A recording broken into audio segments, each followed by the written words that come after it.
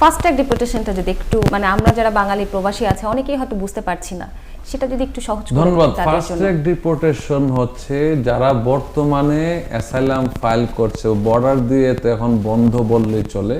যদি কেউ এখন বর্তমানে অ্যাসাইলাম বা উইথহোল্ডিং রিমুভাল ফাইল করে, তাদের কেসগুলো হচ্ছে কি খুব দ্রুত তাদেরকে ইউএসসিআইএস ইন্টারভিউ ডাকে, অনেকে ডাকে না, সবার ক্ষেত্রে কিন্তু একই রকম হবে না, মানে একই ধরনের, হয়তো একই বাসায় দুজন লোক থাকে, একজনেরটা ফাস্ট ট্র্যাক একজনেরটা ফাস্ট ট্র্যাক না।